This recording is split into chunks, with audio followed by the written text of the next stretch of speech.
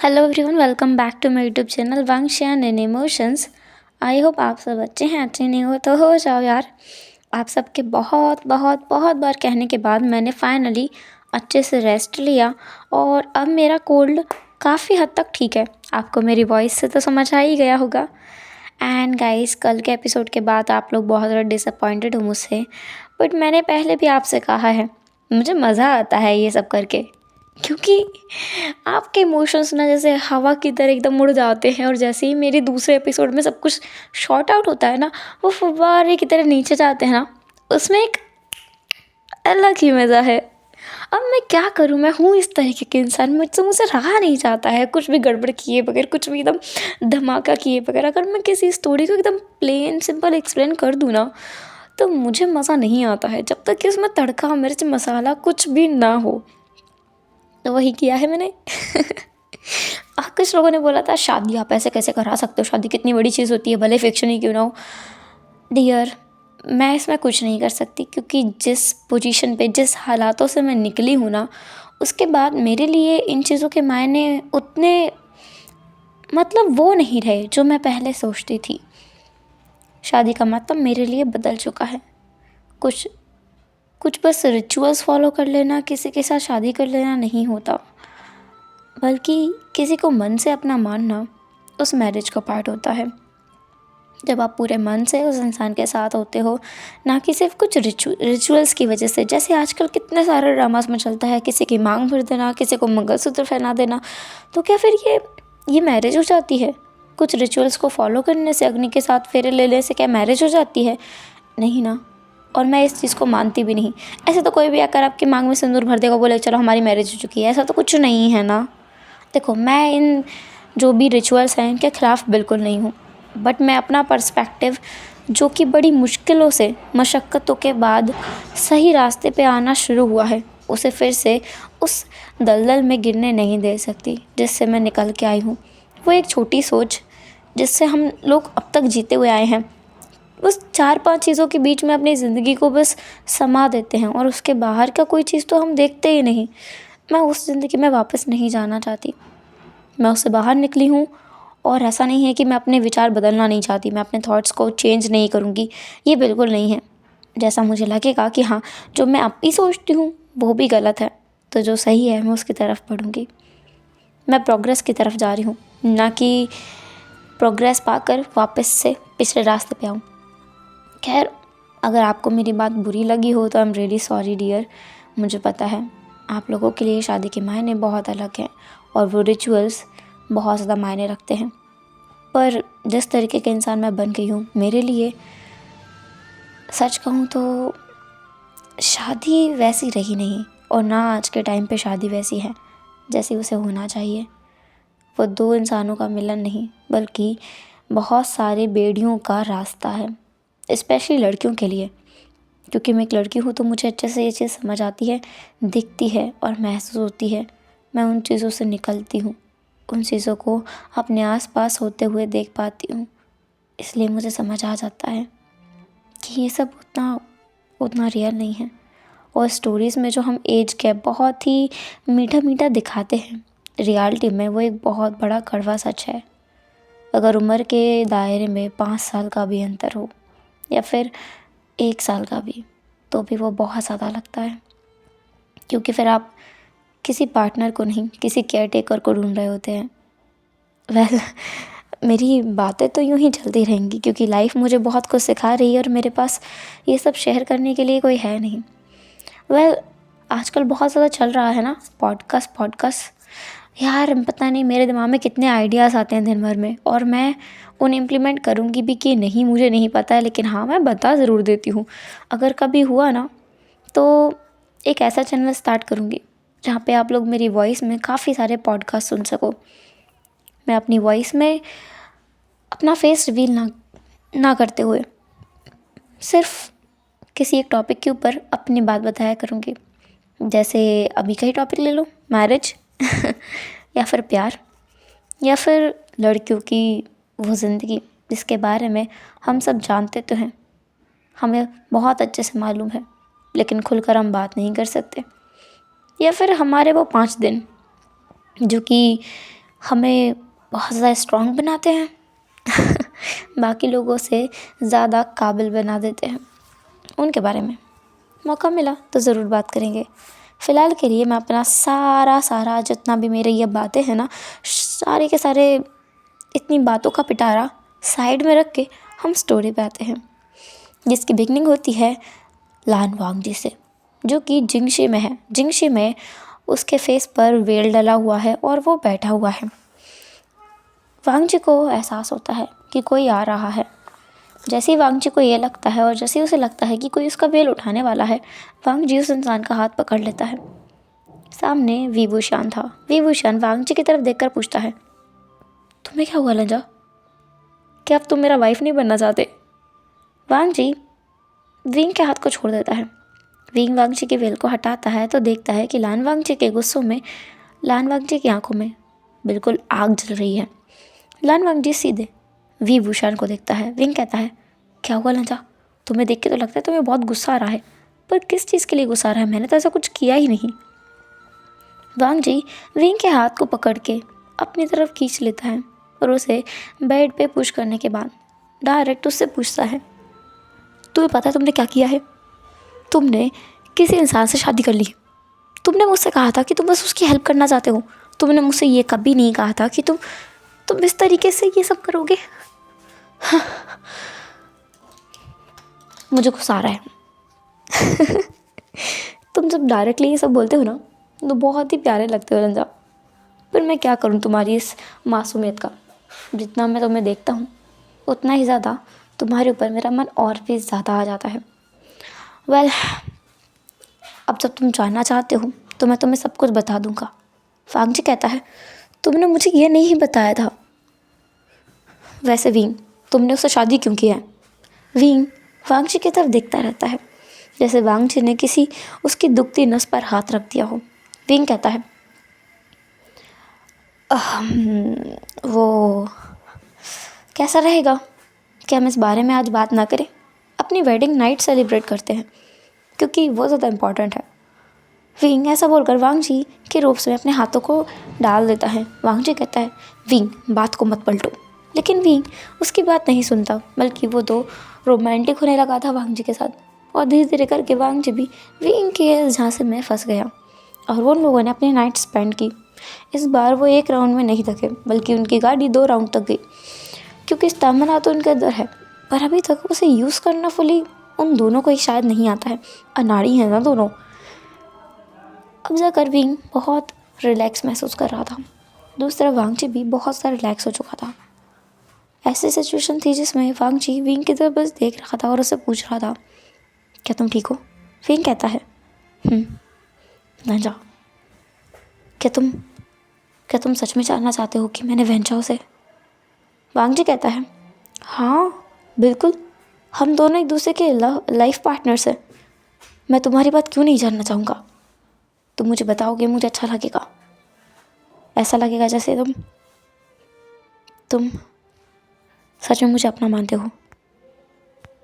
तो ठीक है, पर इसके लिए तुम्हें मेरे साथ चलना होगा। मैं कल सुबह तुम्हें कहीं लेके चलूँगा। इसके बाद तुम्हें सब कुछ बता दूँगा। वांगजी बस अपना सर हाँ में हिलाता है। दूसरी तरफ हम अब सिचेंग का सीन देखते हैं। ला सिचेन और जियांग चेंग दोनों एक साथ बैठे हुए हैं। सिचेन जिसके गोद में जियांग चेंग ने अपना सर रखा हुआ है और जियांग चेंग के बालों को सिचेन सहला रहा था। जियांग चेंग कहता है, राजकुमार, आपने कभी मुझे बताया नहीं कि आप मेरे भाई से मेरा हाथ भी मांगने वाले हैं। मुझे तो पता ही नहीं था कि ऐसा कुछ भी आप कर सकते हैं। सिचेन कहता है, जब से मैं तुमसे मिला हूँ ना, बहुत सारी चीज़ें मेरी ज़िंदगी में बदल गई हैं। बस मुझे हैरानी इस बात की है कि मेरे अंकल कैसे तुम्हारे लिए मान गए। जिस तरीके के उनके नियम और कानून हैं, मुझे कभी लगा नहीं था कि वो कभी मुझे किसी लड़के से शादी करने देंगे। जियांग चेंग तुरंत उठकर बैठकर कहता है, आपको पता था कि आपको लड़के पसंद है? सिचेन कहता है, मुझे पहले से पता था, बस मुझे ये नहीं लगा था कि कभी सच में मैं ज़िंदगी में तुमसे मिल पाऊँगा। जियांग चेंग अपना मुंह फुला लेता है और कहता है, इसका मतलब अगर मेरी जगह कोई और भी होता तो आपको पसंद आ जाता ना? लान सचिन कहता है तुम इतने नाराज़ होते हुए ना बहुत क्यूट दिखते हो, और तुमसे किसने कहा कि मुझे कोई और पसंद आ जाता। हम दोनों डेस्टिनी के ज़रिए मिले हैं। अगर मैं तुमसे नहीं मिलता तो मैं किसी से नहीं मिलता। इस बात का मुझे पूरा यकीन है, और मैं तुम्हारे अलावा किसी और से इतना प्यार कर ही नहीं सकता। प्यार तो एक बार होता है ना, जो कि मुझे तुमसे हो चुका है। जियांग चेंग बस हंस पड़ता है। अब हम देखते हैं नेक्स्ट मॉर्निंग का सीन। नेक्स्ट मॉर्निंग में जिंगशी के सामने ही वैन चाओ खड़ा था। रेड रोब्स में काफ़ी खुश दिख रहा था वो। वैन चाओ तुरंत विंग की तरफ भाग कर आता है और विंग के हाथ को पकड़ के उसे हिलाते हुए कहता है, विंग तुम मेरे साथ चल रहे हो ना। वांग जी विंग के दूसरे हाथ को पकड़ के उसे अपनी तरफ खींच लेता है, जिसकी वजह से वैन चाओ के हाथ से विंग का हाथ छूट जाता है। वैन चाओ जो उदास हो गया था, विंग वैन चाओ को देखता है और फिर वांग जी को देखता है, फिर एक बार वांग जी को देखता है, फिर वैन चाओ को देखता है। वो किस मुसीबत में फंस गया है। विंग वांग जी से खुद को दूर करके कहता है, लंजा मैं तुम्हें कहा था ना, मैं तुम्हें कहीं लेके जाऊँगा। हम लोग चल रहे हैं। वैन चाओ चलो हम लोग चलते हैं। वैन चाओ की तरफ विंग अपना हाथ बढ़ाता है। वांग जी को इतनी मिर्ची लगती है ना कि वो तुरंत तुम दोनों के बीच में आके खड़ा हो जाता है और कहता है, तुम दोनों को हाथ पकड़ने की ज़रूरत नहीं है। विंग कहता है, मैं उसका हाथ पकड़ के ही उसे ले जा सकता हूँ। वो अपनी तलवार नहीं लेके आया है, और वैसे भी उसके अंदर इतनी स्पिरिचुअल एनर्जी नहीं है कि वो अपनी तलवार से उड़ सके। वांग जी कहता है, तुम्हारे पास भी तलवार नहीं है, मैंने आज तक तुम्हारे पास तलवार नहीं देखी है, तुम कैसे उड़ोगे? तुम्हें भी तो मैं उड़ा के ले जाऊँगा ना। विंग कहता है, मैं बिना तलवार के भी उड़ सकता हूँ।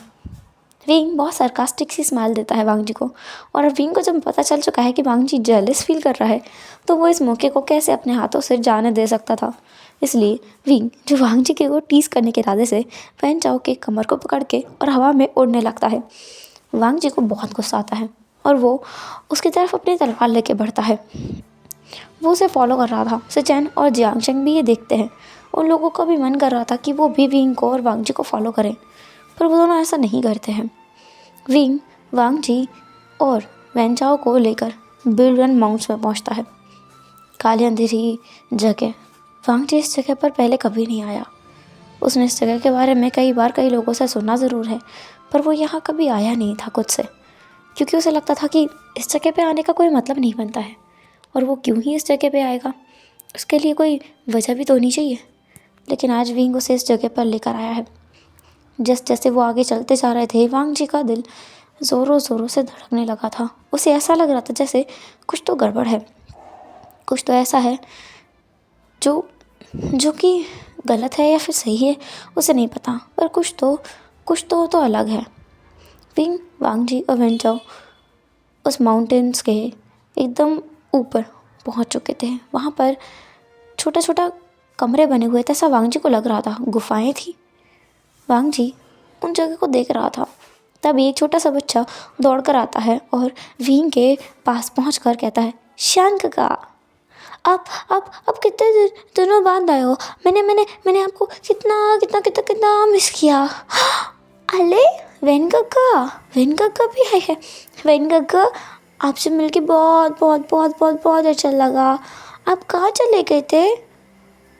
वैन चाओ उस छोटे से बच्चे को अपने गोद में उठाकर कहता है, मैं कहाँ जाऊँगा युआन, मैं तो तुम्हारे पास ही आने के लिए गया था। अब मैं यहाँ से कहीं नहीं जाऊँगा, हमेशा के लिए मैं बस यहीं पर रहूँगा। उस टाइम पे एक लड़की भी वहाँ से उस गुफा से बाहर निकल के आती है। इस लड़की को वांग जी ने कहीं तो देखा है, पर कहाँ उसे याद नहीं है। वो लड़की आगे आती है और विंग को बो करके कहती है, सरदार आप कहाँ चले गए थे? हमने आप लोग को कितना ढूंढा होगा, और अब ये कौन है? वो वांग जी की तरफ देख कर पूछती है। विभूषण वांग जी की तरफ देखता है और उसके कमर में हाथ डाल के कहता है, ये मेरा वाइफ है। वो लेडी बहुत ज़्यादा शॉक में थी। दूसरे पल वो अपनी आई रोल करके कहती है, तुमने फिर से एक शादी कर ली है। वांग जी का तो ऐसा हाल था कि फिर से एक शादी कर ली है का क्या मतलब है? क्या विंग ने पहले भी कभी किसी से शादी की है? तो ये बात तो उसके समझ से बाहर थी। पर अब वो अंदर जा चुका था, वो उसे गुफा में जिसमें विंग उसे लेके गया था। वहाँ पर जैसे वांग जी जा रहा था ना, उसे फील हो रहा था कि ये जगह स्पिरिचुअल एनर्जी से, इंग एनर्जी से भरी हुई है। लेकिन ऐसा कैसे हो सकता है? विंग के अंदर तो वो प्योर एनर्जी है ही नहीं, विंग के अंदर तो डार्क एनर्जी है ना, तो ये प्योर एनर्जी कहाँ से आ रही है? विंग और वांग जी साथ ही वेन चाओ उस रास्ते में अंदर जा रहे थे। एक टाइम के बाद विंग वहाँ पे रुक चुका था जहाँ से उस ब्लू रोशनी के अंदर कोई इंसान लेटा हुआ था, जिसके अंदर शायद जान है या नहीं वांग जी ये नहीं कह सकता, लेकिन वो बहुत क्यूरियस था क्योंकि उस इंसान को देखकर लग रहा था कि वो शायद विंग के जैसा दिखता है, पूरी तरीके से नहीं। उस विंग के और उस इंसान के फेस में बहुत डिफरेंस है। उस इंसान की हाइट कम है, साथ ही वो बहुत ज़्यादा स्किनी है। वांग जी को लगता था कि विंग स्किनी है, पर अब उसे दिख रहा है कि ये इंसान बहुत स्किनी है जो उसके सामने है। साथ ही उस इंसान के होंठ एकदम पतले हैं और थोड़े से काले भी हैं, जो कि विंग के पिंकी लिप्स के सामने कुछ भी नहीं है। उसे देखकर लगता है कि वो बहुत टाइम तक बीमार रहा है। विंग वांग जी की तरफ देखता और कहता है, तुम इस इंसान को देख रहे हो लेंजा? ये मेरा हाफ ब्रदर है। वांग जी ये सुनकर बिल्कुल शॉक में चला गया था। विंग का हाफ ब्रदर, इसका क्या मतलब हुआ? विंग वांग जी की तरफ देखता है और कहता है, लेंजा अब सब तुम्हारे हाथ में है, मेरे हाफ ब्रदर को सिर्फ तुम बचा सकते हो। वांग जी देखता है विंग की आंखों में आंसू आ चुके हैं, विंग की आंखें लाल पड़ चुकी हैं। जब हम रोते हैं, मतलब हम अपने आंसू को रोकने की पूरी कोशिश करते हैं, अपने इमोशंस पे पूरा कंट्रोल करने की कोशिश करते हैं, जो कि हमसे कंट्रोल नहीं हो रहे होते हैं, उस कंडीशन में हमारी आंखें लाल पड़ जाती हैं और आंखों में हल्के से आंसू की परत आ जाती है। वही सीन था, बिल्कुल वैसी हालत थी विंग की। वांग जी को समझ नहीं आया कि वो कैसे मदद कर सकता है। वांग जी तुरंत विंग के आगे आता है, उसके हाथ को पकड़ के कहता है, मैं क्या कर सकता हूँ विंग? विंग कहता है, सिर्फ तुम कर सकते हो। तुम क्या मेरे भाई से शादी करोगे? वांग जी इतना शॉक में था एक पल के लिए कि उसे समझ नहीं आया कि विंग ने क्या कहा। विंग रिपीट करता है वांग जी के हाथ को, अब विंग ने अपने हाथ में ले लिया था। विंग कहता है, हम लोग वी सेक्ट से हैं। इस सेक्ट के बारे में तुम्हारी किताबों में भी कोई जिक्र नहीं है, क्योंकि हम लोगों के पास स्पेशल पावर होती है। हम लोग अपने फैमिली के किसी भी सदस्य के साथ बॉन्डिंग बना सकते हैं और उसे ज़िंदा कर सकते हैं, पर मैं ऐसा नहीं कर सकता, क्योंकि मेरे अंदर वो प्योर एनर्जी है ही नहीं जो मेरे भाई के अंदर है। मेरा भाई, मैं चाहता हूँ कि तुम उसके साथ सारे रिचुअल्स को पूरा करो और उसकी फैमिली का एक पार्ट बन जाओ, फिर उसे तुम ठीक कर सकते हो। वांग जी को चीज़ें समझ नहीं आती हैं।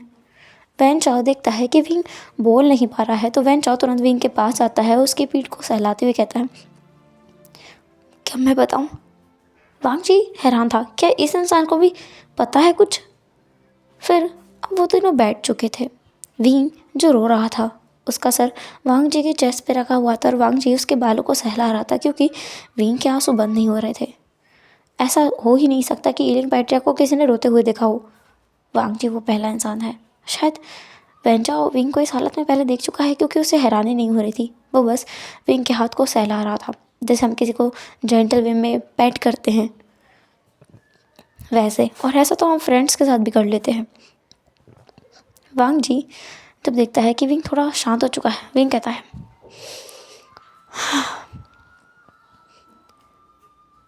जब मैं बहुत छोटा था, लगभग 5 साल का, तब मेरे फादर और मदर एक हैप्पी फैमिली हुआ करते थे।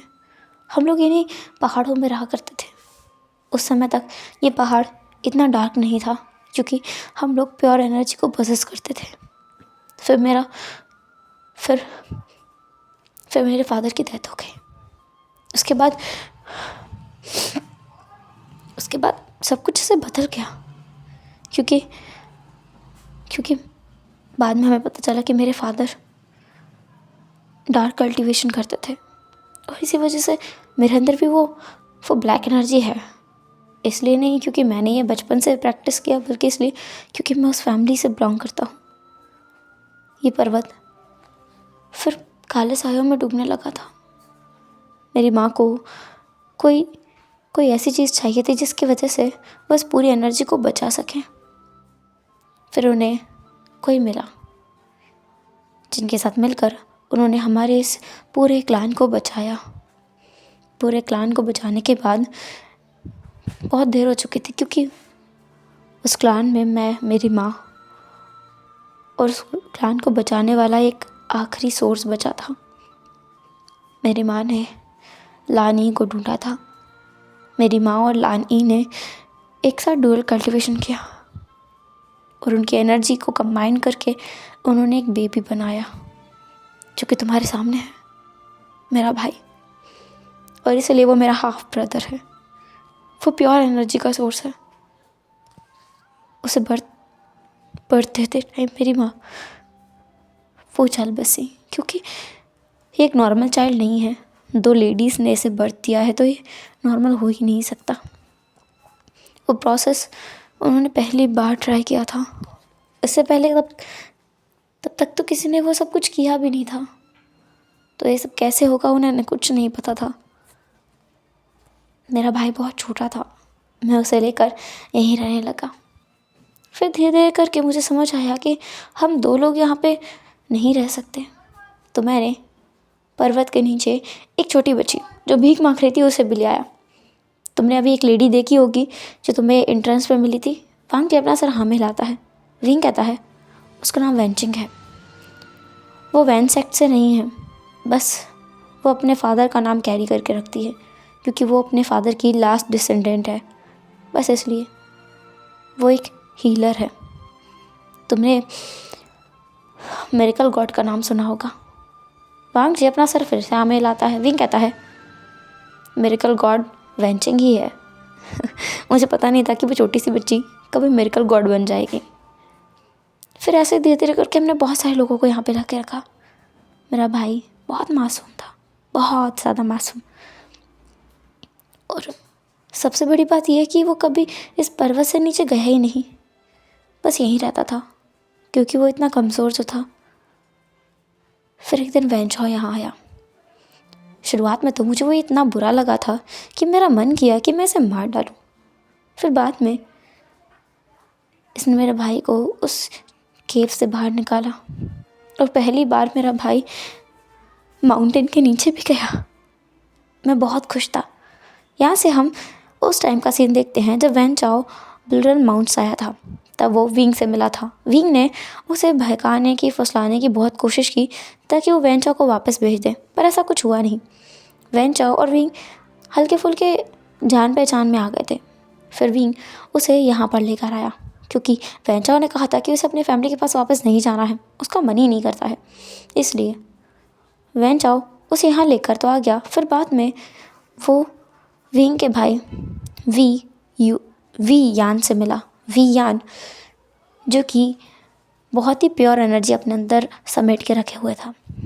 वैनचॉ से मिलने के बाद यान बहुत खुश रहने लगा था। वो इतना खुश रहने लगा था जिस देखकर विंग भी बहुत खुश हो गया था। और इसलिए अक्सर विंग जोक किया करता था वैनचॉ के साथ कि क्यों ना वैनचॉ उनके सेक्ट में शादी कर ले, जिस चीज़ को सुनकर यान शर्माया जाया करता था। फिर अचानक कुछ महीने पहले एक ऐसा हादसा हुआ जिसकी वजह से सब कुछ ऐसे तहस नहस हो गया था, क्योंकि यान की तबीयत ख़राब हो गई और इतनी ज़्यादा ख़राब हुई कि वो ठीक होने का नाम नहीं ली, जिसकी वजह से वैनचॉ को अपनी सारी स्पिरिचुअल एनर्जी जो भी उसके अंदर थी सब लगा करके यान को ठीक करने में लगानी पड़ी। इसके बाद उसके अंदर कोई एनर्जी ही नहीं बची। वो एक चलता फिरता ट्रैश कैन हो गया था बाकी लोगों के लिए। पर भी वो यान ये सब होने से रोकना चाहता था और इसलिए उन्हें ढूंढना था कि कौन ऐसा इंसान है जो कि यान को ठीक कर सकता है। वैनचॉ और विंग इस बारे में परेशान थे। तब उन्हें एक नाम सुझाया गया। यह कहो वो जब युनमक में थे तब उनके कानों के नीचे एक नाम आया, हंगुनजुन, जो कि पूरा प्योर एनर्जी से भरा हुआ है। और ये भी सुनने में आया कि वो गुचिन को काबू में करने की कोशिश कर रहा है। गुचिन जो कि लान ई का वेपन है। विंग को पता था गुचिन को काबू में करना वांग जी के लिए बहुत मुश्किल होगा, क्योंकि गुचिन विंग के लिए छोड़ा गया था। या कहो यान के लिए, ना कि वांगजी के लिए। तो उस गुचिन का असली मालिक यान है, ना कि वांगजी। तो वांगजी उसे कंट्रोल कर ही नहीं सकता, कोई भी उसे कंट्रोल नहीं कर सकता इस पूरे वर्ल्ड में सिवाय यान के। और शायद विंग ये कर सकता है क्योंकि लान ई उसे पहचानती है, क्योंकि उसके अंदर उसकी माँ कांगसेसरन का ब्लड है। शायद इसलिए वो उसे पहचान जाए, हो सकता है। और इस चीज़ का रिस्क लेने के लिए विंग ने कुछ प्लान किया। उसने वांगजी से मिलने की प्लानिंग की और इसके लिए वो गुसू गया।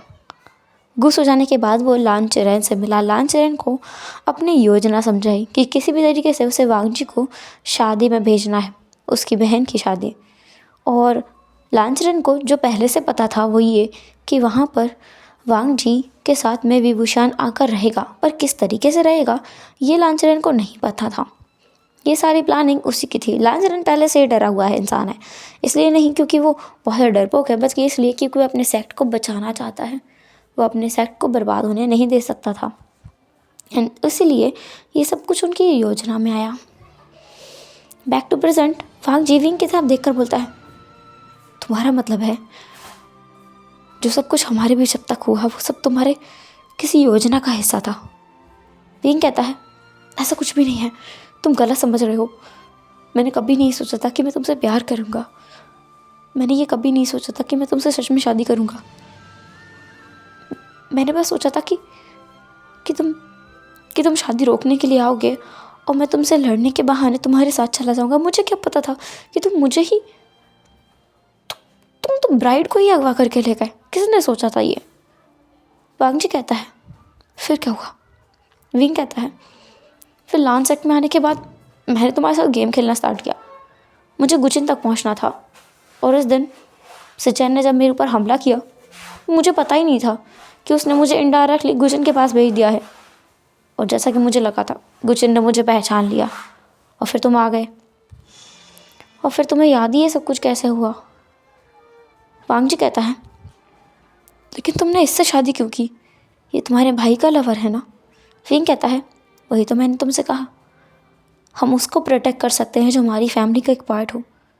मैं इस इंसान को प्रोटेक्ट तब तक नहीं कर सकता जब तक कि हमारी फैमिली का पार्ट ना हो, और इसे हमारी फैमिली का पार्ट होने के लिए हमारी फैमिली का नाम चाहिए। वांगजी कहता है, तो ये तुम्हारे भाई से शादी कर सकता था? विंग कहता है, कैसे करता? तुम मेरे भाई की हालत देख रहे हो? और तुम्हें एक बात मैं बता दूँ, वो ये कि मेरे भाई को प्रोटेक्ट करने के लिए इस इंसान ने अपनी सारी एनर्जी दे दी है।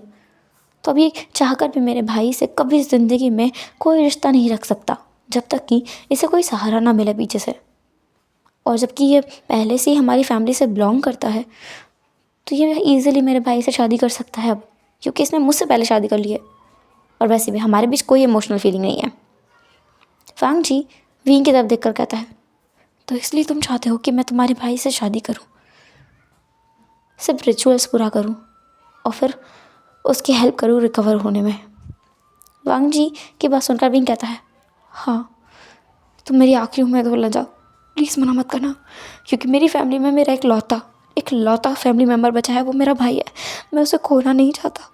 प्लीज़ प्लीज़, मैं तुम्हारे हाथ जोड़ता हूँ, प्लीज़ प्लीज़ वांगजी, प्लीज़ लंजा। ऐसा बोलकर विंग अपने घुटनों के बल बैठ करके वांगजी को बो किया जा रहा था। वांगजी ये सब कैसे देख सकता था? वो विंग को रोकता है और कहता है, ठीक है, मैं मदद करूँगा, बताओ क्या करना है मुझे। विंग वांगजी के हाथ को पकड़ता है और फिर वेंचाओ के हाथ को पकड़ता है और फिर वांगजी से कहता है कि वो धीरे से उस ब्लू एनर्जी के अंदर जा करके उसके भाई का हाथ पकड़ ले, और वेंचाओ भी सेम करेगा। विंग उस एनर्जी के अंदर नहीं जा सकता क्योंकि विंग की एनर्जी यान की एनर्जी से डिफरेंट है। वो दोनों एक दूसरे को टच भी नहीं कर सकते। इसलिए बचपन से लेकर अब तक विंग ने उसे बस देखा है दूर से, कभी उसकी मदद करने के लिए वो आगे नहीं बढ़ा पाया, कभी अपना हाथों से नहीं दे पाया, क्योंकि यान प्योर एनर्जी कैरी करता है लेकिन विंग नहीं। विंग की एनर्जी यान को हर्ट कर सकती थी, इसलिए वो नहीं कर सकता था ऐसा। वांगजी जो यान का हाथ पकड़ता है और पूरे मन से उसे अपनी फैमिली में एक्सेप्ट करता है। ये शादी सिर्फ इसलिए थी ताकि वो लोग एक फैमिली मेम्बर बन सकें, ना कि किसी और वजह से। तो मैंने वो क्लैरिफाई कर देती हूँ। वी फैमिली का रिचुअल है। उनकी फैमिली में कोई मेंबर अगर जुड़ना चाहता है तो वो एक ही रास्ता है, या तो वो उनका बेटा बने, या फिर उनका वाइफ, या फिर हस्बैंड। इसके अलावा उनके पास कोई और रास्ता नहीं रहता है।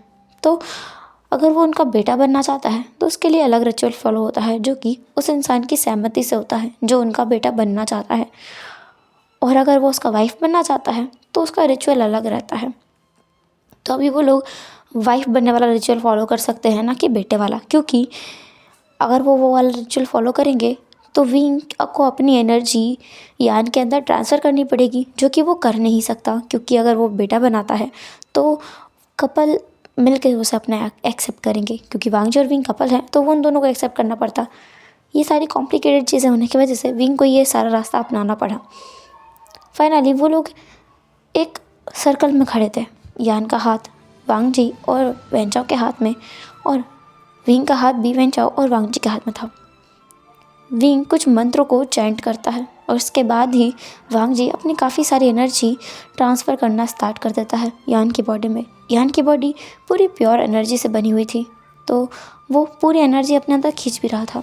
विंग गुचिन को समन करता है। गुचिन जैसे ही वहाँ आता है वो भी वहाँ से भी काफ़ी सारी एनर्जी निकल कर सीधे यान की बॉडी में ट्रांसफ़र होने लगती है। घंटों की प्रोसेस के बाद में जब बाकी 3 लोग थक चुके थे, तब जाकर यान, जो अब स्टेबल हो चुका था, कुछ ही मिनटों के बाद यान ने अपनी आंखें खोली। उसकी आंखें खोलने के बाद में वो अपने आसपास बस देखने लगा। उसकी पहली नज़र अपने भाई पे गई, जिसे वो दौड़कर गले लगा लेना चाहता था।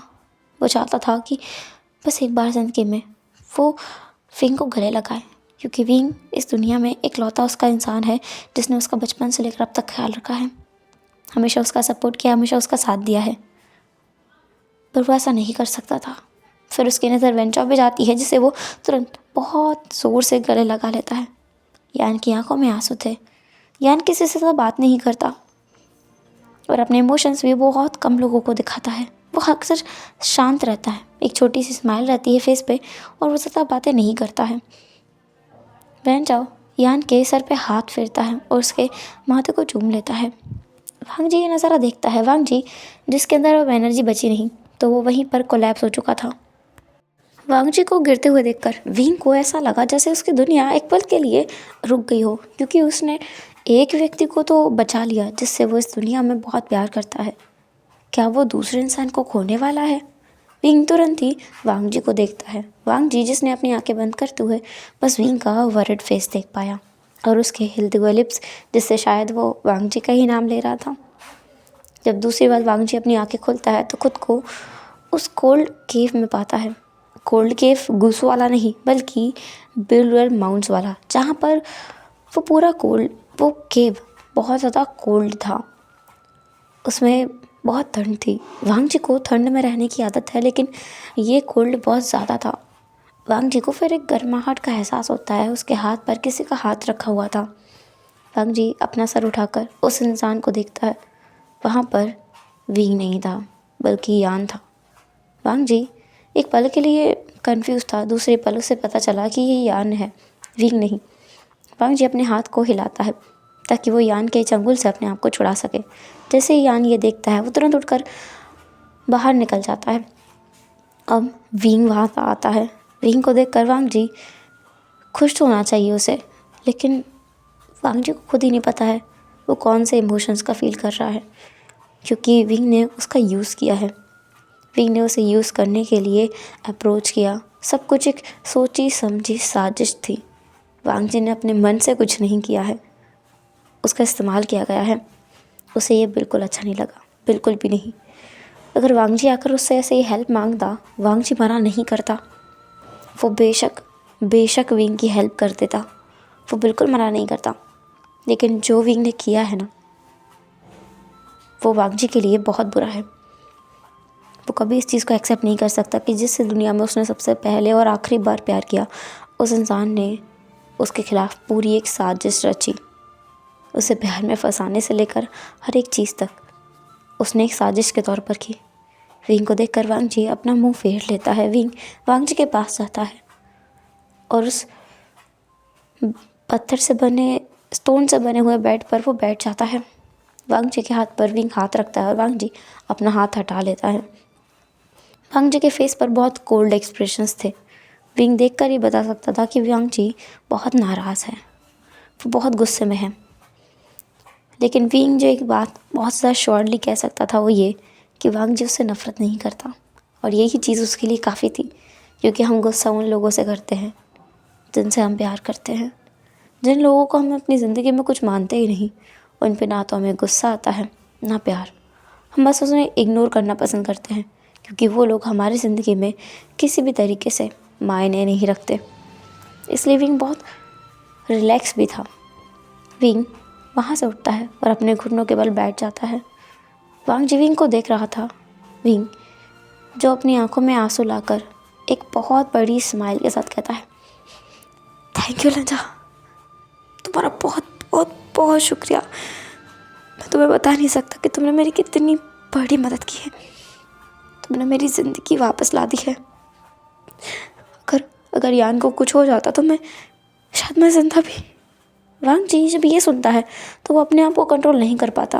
वो खुद भी नीचे उतरता है उस स्टोन बेड से और विंग के आंसू को पोंछने लगता है। वांग जी विंग को गले लगाकर कहता है, मैं हूँ यहाँ हमेशा तुम्हारे पास। विंग कहता है, थैंक यू लजा, हमेशा मेरे साथ रहने के लिए। मुझे तुमसे मिले हुए कुछ हफ्ते हुए हैं और तुमने मेरे लिए इतना सब कुछ कर दिया। मैं बहुत खुश हूँ, बहुत ज़्यादा खुश। वांग जी विंग को गले लगाता है और उसे कंफर्ट करता है। वांग जी को बिना किसी सेकंड थॉट के, मतलब विंग वांग जी को दूसरी चीज़ सोचने का मौका नहीं देता, उससे पहले ही वांग जी को विंग बेड पे पुश करता है और उसके लिप्स को कैप्चर कर लेता है। विंग था वो जो लीड लेते हुए वांग जी के रूप्स को निकाल देता है, फिर अपने आप को वांग जी की बॉडी से रब करने लगता है। वांग जी कुछ कहता तो नहीं है, लेकिन वो खुद विंग को अब फ्लिप कर देता है।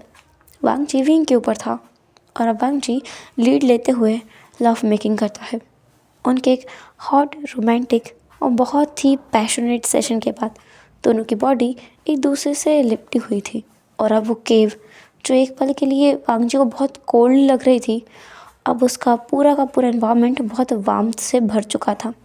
इसका मतलब ये था कि असल में वो केव कभी कोल्ड थी ही नहीं, बल्कि वांग जी के इमोशंस की वजह से वांग जी को उसमें कोल्ड फील हो रहा था, और अभी उसे उसी केव में वार्मथ फील हो रही है। फाइनली वांग जी विंग की तरफ देखता है जो उसी को ही देखे जा रहा था। वांग जी विंग की बॉडी पे अपने बनाए हुए मार्क्स को देख रहा था, जो कि उसे अंदर से ही एक थ्रिल, एक इलेक्ट्रिक शॉक दे रहे थे, एक अलग ही फीलिंग दे रहे थे। वो फीलिंग उसे हवा में उड़ा भी रही थी और विंग के घावों से ज़मीन पे ला भी रहे थे, क्योंकि विंग को दर्द भी हो रहा होगा, लेकिन विंग उसका है ये सोच कर वांग जी उड़ भी रहा था। विंग कहता है, लंजा तुम मुझे ऐसे क्यों देख रहे हो? वांग जी कहता है, तुम सुंदर हो। विंग को शर्म आ जाती है, क्योंकि इस तरीके से कौन किसी की तारीफ़ करता है, पर उसे अच्छा लगा, काफ़ी अच्छा लगा। विंग फिर वांग जी की तरफ देखकर कहता है, तुम्हें बुरा लगा मैंने तुम्हारा इस्तेमाल किया? वांग जी कहता है, विंग कहता है, मुझे माफ़ कर दो, I am really really sorry Lan Zhan, मैंने सोचा ही नहीं था कि मुझे तुमसे प्यार भी हो जाएगा। वांग जी विंग के हाथ को पकड़ता है, अपनी तरफ खींचकर कहता है, यही तो, इसी चीज़ का तो मुझे बुरा लग रहा है विंग। विंग कहता है, मतलब अगर मेरी जगह कोई और होता तो भी क्या तुम्हें उससे प्यार हो जाता? अगर मेरी जगह ये सारा सफ़र तुमने किसी और के साथ किया होता तो भी क्या तुम्हें प्यार हो जाता? विंग कहता है, नहीं लंजा, तुम हो और कोई और होता। अगर कोई और तुम्हारी जगह होता तो मुझे उससे प्यार कभी भी नहीं हो पाता, क्योंकि तुम हो जो मुझे समझ पाए, तुम हो जो हीलिंग पैट्रिया को अपने काबू में कर पाया। और किसी के अंदर हिम्मत भी है क्या ये सब करने की? और किसका दिमाग इतना चलता कि कोई मुझे किडनैप कर लेता? वांग जी कहता है, और अगर कर लेता तो? अगर कोई और तुम्हें राजकुमारी यान ने समझ के वहाँ से उठा ले जाता और सेम जैसा मैंने तुम्हारे साथ किया वो भी वैसा करता तो भी तो तुम्हें उससे प्यार हो जाता। विंग कहता है नहीं लंजा, अगर तुम्हारी जगह कोई और होता तो अब तक वो जिंदा ही नहीं होता। वांग जी विंग को देखने लगता है। विंग के एक्सप्लेनेशन वांग जी को कंफर्ट नहीं कर पाई।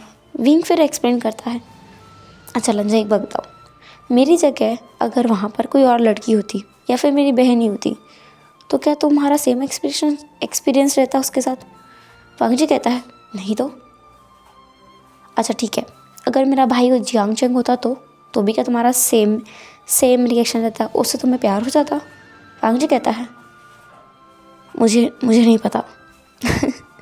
लंजा नहीं होता, क्योंकि आचिंग है और मैं हूँ।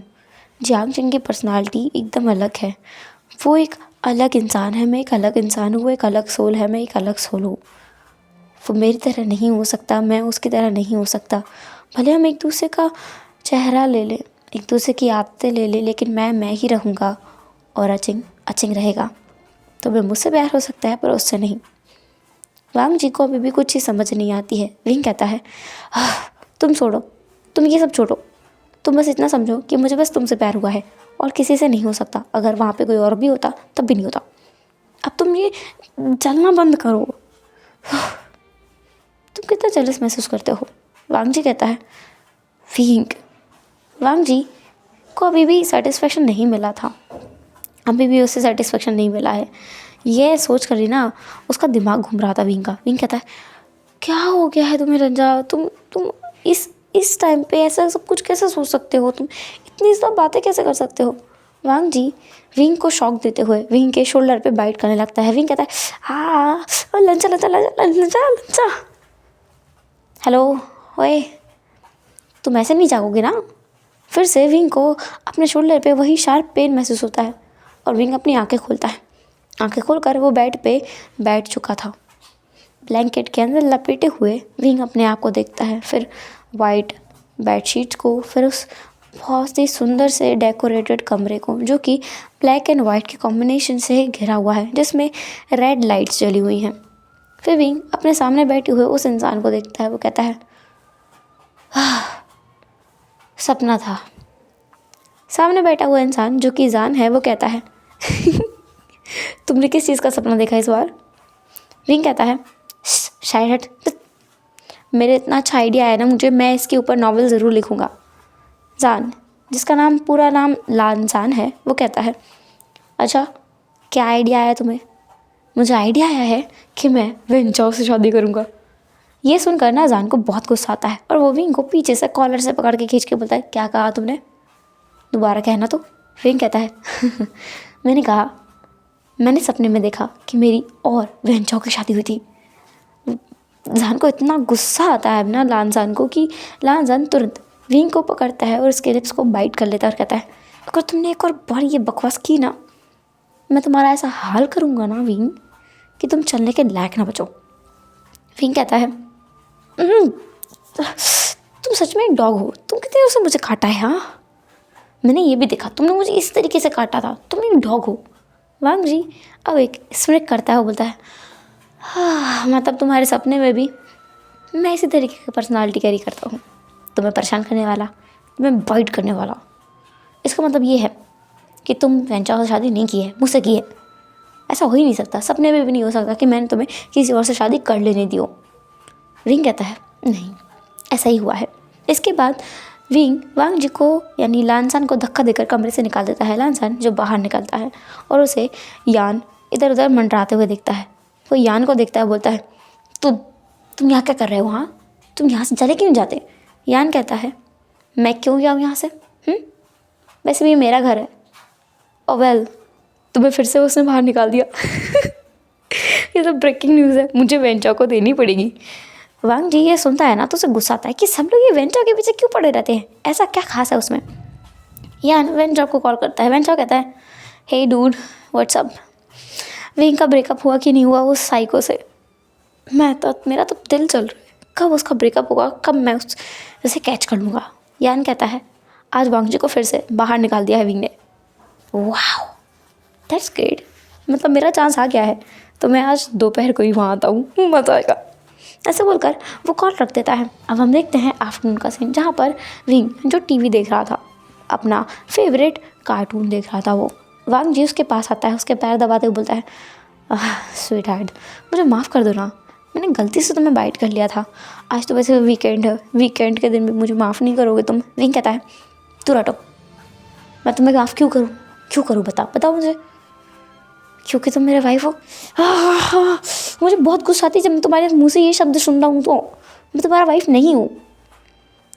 या विंग, मान भी जाओ ना, बॉटम जो होते हैं वो वाइफ ही होते हैं। वांग जी की ये बकवास सुनकर ना विंग उसके मुंह पर एक मुक्का मार देता है। वांग जी की एक आंख पूरी लाल हो चुकी थी, वो एक आंख का पांडा बन चुका था। डोरबेल बजती है, डिंग डिंग।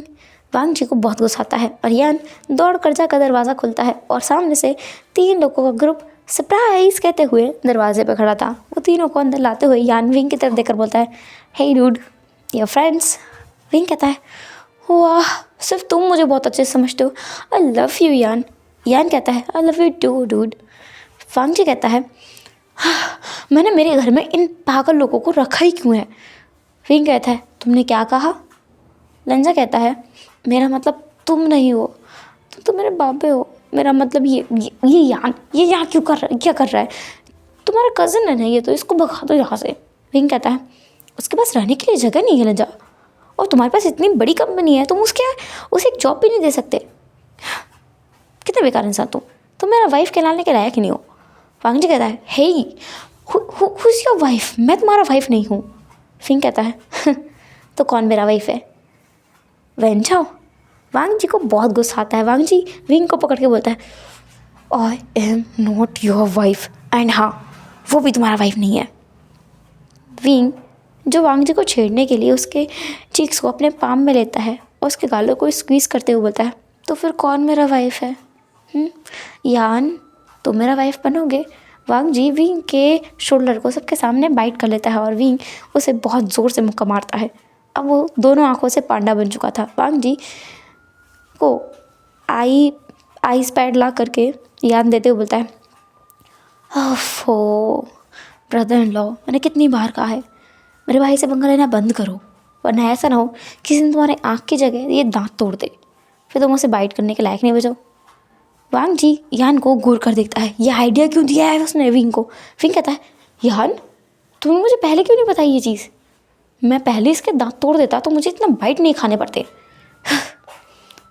दूसरा में वैन चाओ जो कि विंग को ही देखे जा रहा था। विंग कहता है, तुम मुझे ऐसे क्यों देख रहे हो। वैन चाओ जो अपने पाम के बीच में अपने फेस को रखे हुए था और सीधे विंग को ब्लिंक करते हुए देख रहा था। वैन चाओ कहता है, मैं देख रहा हूँ तुम कितनी खूबसूरत हो, तुमने क्यों इसे चुना है, तुम मुझे क्यों नहीं चुन लेते।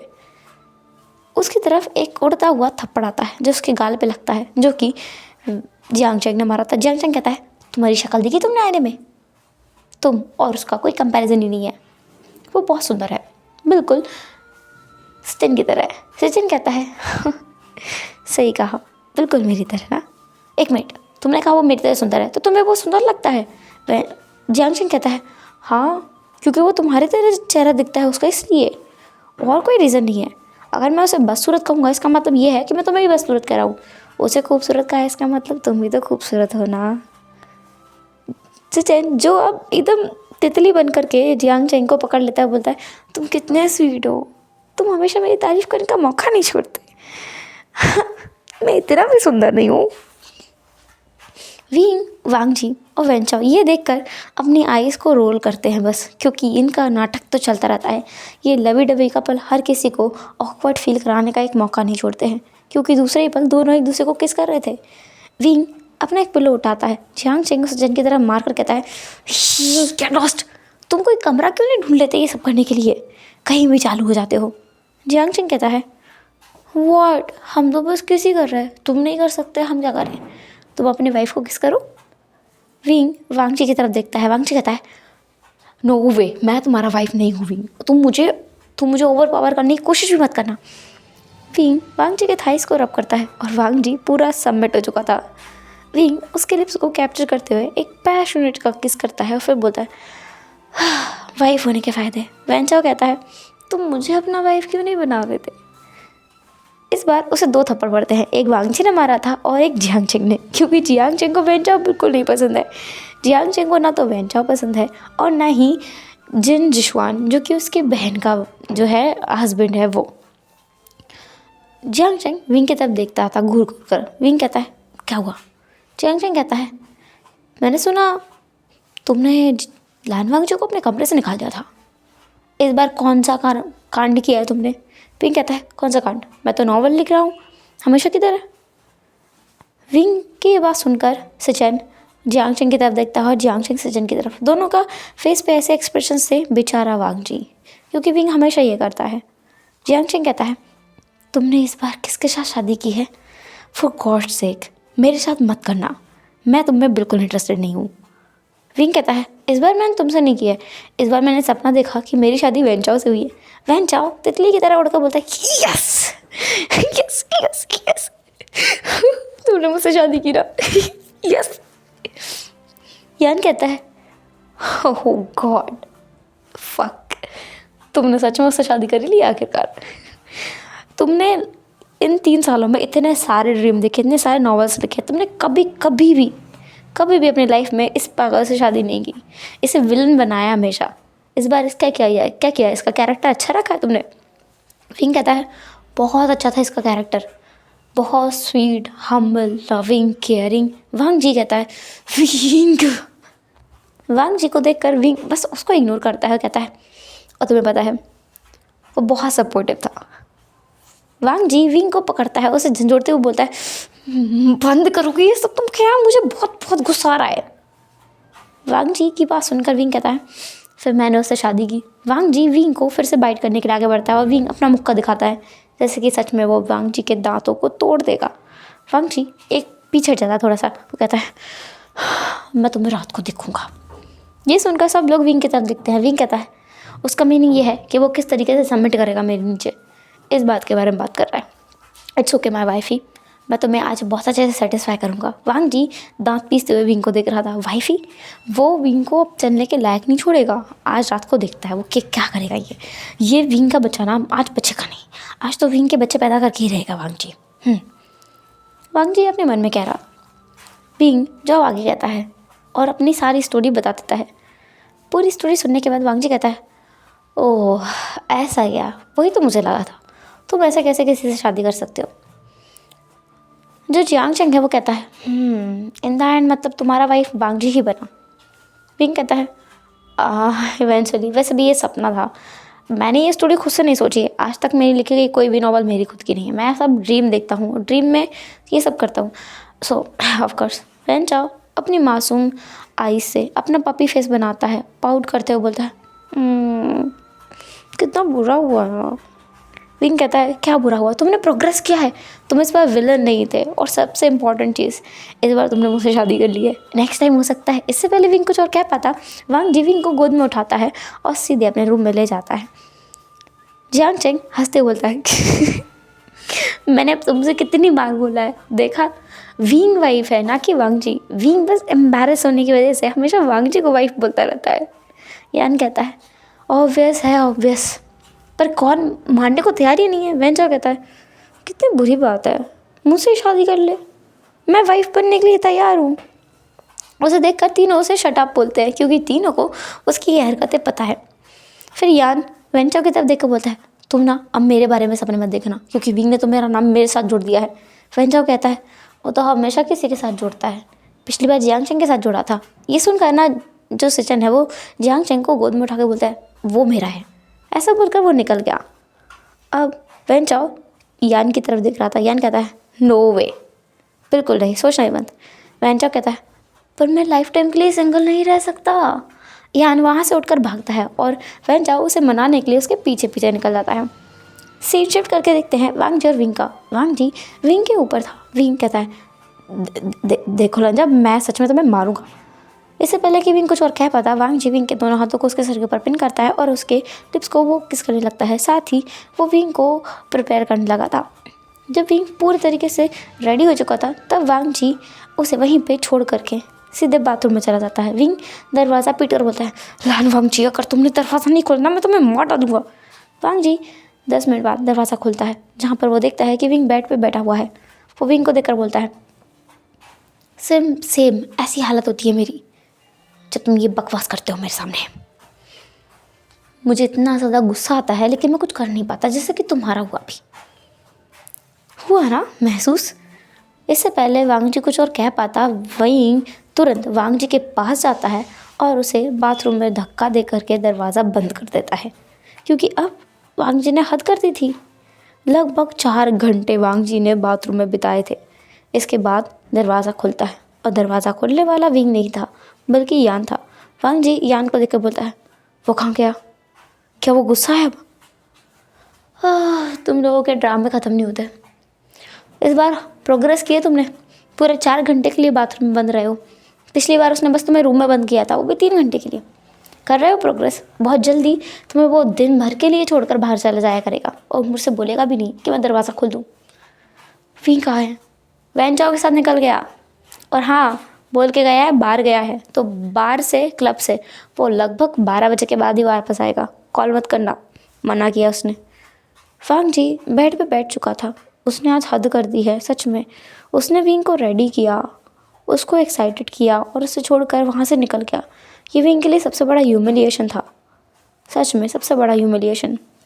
वांगजी को चैन नहीं मिल रहा था। वांगजी वहाँ से उठता है और उठकर सीधे वहाँ से निकल कर क्लब चला जाता है, जहाँ पर वो देखता है कि विंग बहुत सैड है। वैन चाओ उसे अप्रोच करता है और कुछ टाइम में विंग स्माइल भी करने लगता है, जिससे वांगजी को बहुत गुस्सा भी आता है और वो अपने हाथ में एक जो ग्लास पकड़ा हुआ था कांच का, वो तोड़ देता है। कुछ टाइम बाद विंग की नज़र वांगजी पे जाती है। जैसे ही उन दोनों की आंखें मिलती है, वांगजी वहाँ से भागने की कोशिश करता है और विंग उसके पीछे भागते हुए बाहर आता है। वांगजी अपनी कार में बैठ के निकल चुका था और विंग उसके पीछे थोड़ी देर तक भागता है, लेकिन वांगजी वहाँ से डिसअपेयर हो चुका था। विंग वहीं अपने घुटनों के बल गिर गया था, क्योंकि आज उसे बहुत बुरा लग रहा है। उसे बहुत बहुत अकेला महसूस हो रहा है। अचानक कभी कभी हमारे इमोशंस हिट करते हैं, शायद ये वही था। विंग को महसूस होता है कि कोई किसी के पैर उसके सामने हैं। जब विंग ऊपर देखता है तो वहाँ पर वांगजी था। वांगजी जो बहुत मिसरेबल हालत में था, हाथों में एक हैंकी बांधा हुआ है जो पूरी खून से लथपथ है। साथ ही उसके बाल बिखरे हुए हैं, माथे से पसीना गिर रहा है, आंखें लाल हैं, आंसू भरे हुए हैं। वांगजी खुद भी अपने घुटनों के बल गिर गया। फिर वो विंग को गले लगा कर कहता है, तुम ऐसा क्यों करते हो मेरे साथ? हाँ, तुम्हें पता है मेरा गुस्सा कभी कंट्रोल नहीं हो पाता। मुझे बहुत गुस्सा आता है जब मैं तुम्हें किसी के साथ भी देखता हूँ। तुम मेरे साथ ऐसा क्यों करते हो विंग? तुम्हें पता है ना, मैं तुम्हारे बिना कभी रह ही नहीं सकता। विंग कहता है, सॉरी लंजा, पर मैं क्या करूँ? मैं बस स्टोरी लिखने की कोशिश करता हूँ और जो मेरे सपने में आता है मैं बस वो लिख देता हूँ। मैं क्या कुछ गलत कर रहा हूँ? पर आज तक मैंने कभी खुद को किसी और के साथ नहीं देखा। फिर तुम समझते क्यों नहीं हो? वांगजी कहता है, विंग